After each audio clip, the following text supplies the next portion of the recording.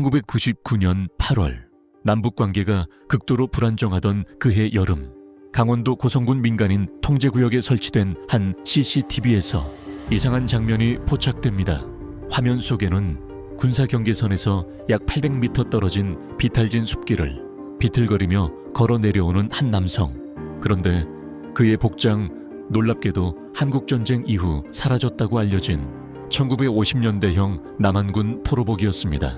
CCTV 영상은 저화질이었지만 옷의 패턴과 훈련소 번호, 그리고 대한민국 국군 낡은 각인이 확실히 식별됐습니다. 그리고 더 충격적인 건 그 남성의 걸음걸이였습니다. 마치 수십 년간 외부 문명을 접하지 못한 사람처럼 불안정하고 손에는 낡은 천 조각이 들려 있었습니다. 한 전문가는 이를 보고 이렇게 말했습니다. 이건 포로가 수십 년 뒤에 탈출했을 때 나타나는 움직임과 동일합니다. 그날 저녁, 군경계 초소는 경계등을 최고 단계로 격상하고 정찰반 2개 팀을 현장에 투입합니다. 하지만 문제는 여기서 시작됐습니다. 정찰팀이 도착했을 때 그 남성은 이미 자취를 감춘 후였습니다. 대신 발견된 것은 바위 틈 사이에 끼워져 있던 한 장의 종이 조각. 거기에는 남쪽으로 보내달라, 나는 죄가 없다 라는 문구가 연필도 아닌 수치로 써내려간 흔적이었습니다. 군은 즉각 현장을 봉쇄하고 사건을 특이 도주자 발생 보고로 분류했습니다. 그런데 이제부터 진짜 기묘한 일이 벌어집니다. 사건 발생 48시간 후 CCTV 원본을 확인하던 장교 한 명이 충격적인 사실을 발견합니다. 포로복 남성이 찍혀있던 원본 영상이 사라진 것입니다. 군 내부 기록에는 백업 오류로 인해 원본 손상이라고 적혀 있었지만 실제로 당시 사용된 장비는 자동 백업과 이중 저장 기능을 갖추고 있어 손상은 사실상 불가능한 구조였습니다. 더 이상한 점, 삭제된 시간은 영상이 국정원으로 이관되기 불과 12분 전이었습니다. 즉, 누군가 의도적으로 삭제했을 가능성이 매우 높았습니다. 국정원과 군정보사령부는 사건을 극비수사로 전환하며 인근 지역 전체를 탐문하기 시작했습니다. 그리고 마을 주민 한 명이 놀라운 증언을 합니다. 사건 전날, 산에서 이상한 소리를 들었습니다. 사람이 아니라 동물 울음소리 같은데 뭔가 말하려고 하는 것처럼 들렸어요. 다른 주민은 이렇게 말합니다. 며칠 전부터 숲속에 누군가가 밤마다 움직이는 소리가 났어요. 군인 같지 않았습니다. 조용하지만 어딘가 절박해 보였어요. 전문가들은 이 남성이 북한 내 장기 억류 포로였을 가능성을 제기합니다.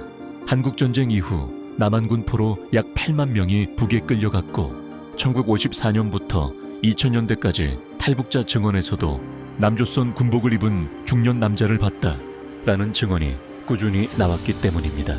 그렇다면 질문은 하나, 1999년 고성에서 포착된 이 남성은 도대체 누구였을까?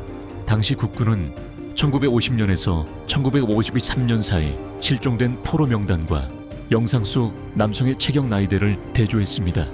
특히 2명이 유력하게 부합했습니다. 먼저 1951년 강원도 철원지구 전투 중 실종된 고모 중사, 당시 23세, 1999년 기준 나이 71세.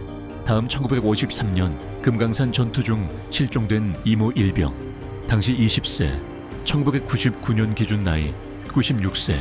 영상 속 남성은 60대 후반의 체형과 얼굴 윤곽을 가지고 있었고 걸음걸이 또한 근육 약화, 영양 결핍 장기 억류자 특징과 일치했습니다. 그런데 여기서 또 하나 미스터리가 추가됩니다. 사건 발생 약 5개월 후 강원도 고성에서 남쪽으로 약 30km 떨어진 산악지대에서 특이한 무덤 하나가 발견됩니다. 누군가 급하게 파놓은 듯한 형태.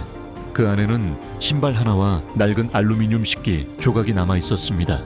국가수 분석 결과 신발은 1970년대 북한군 훈련용 전투화, 식기는 1950년대 남한군 포로수용소 지급식기와 동일한 합금 성분이었습니다.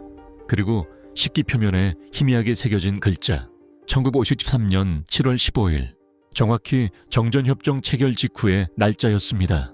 누구의 물건이었을까? 무덤의 주인은 누구였을까? 사건은 점점 더 미궁으로 빠져 들어갔습니다. 국정원 내부 보고서 중 일부는 나중에 비공식적으로 이렇게 전해졌습니다. 남성은 생존한 한국전쟁 포로였을 가능성이 높다. 북한 내부에서 도주한 후 남쪽으로 넘어오려 했던 것으로 보인다. 그러나 넘기 직전 탈진 혹은 사고로 사망한 가능성도 있다. 하지만 가장 충격적인 기록은 별도 문서에 남아 있었습니다. 사건 관련 영상 삭제는 군 내부 인원이 아닌 외부 정보기관의 지시에 의한 것일 수 있다. 왜 삭제했을까? 누굴 보호하기 위해서였을까? 혹은 남아있는 또 다른 포로 문제가 국가 차원에서 감당할 수 없었기 때문이었을까? 그리고 사건 발생 10년 후 탈북자 출신 전직 경비대원이 한 방송 제작진과 인터뷰에서 이렇게 증언합니다.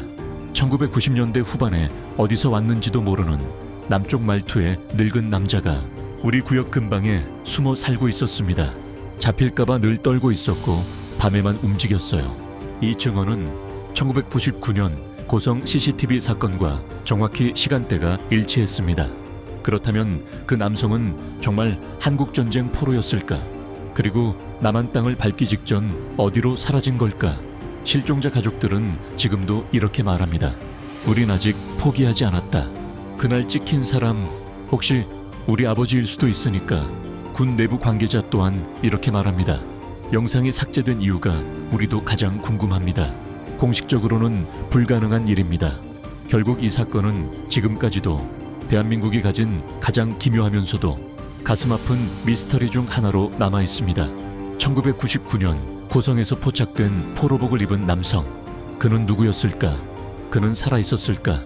그리고 왜 영상은 사라졌을까? 이 사건은 끝난 것이 아닙니다. 단지 기록에서 사라졌을 뿐입니다.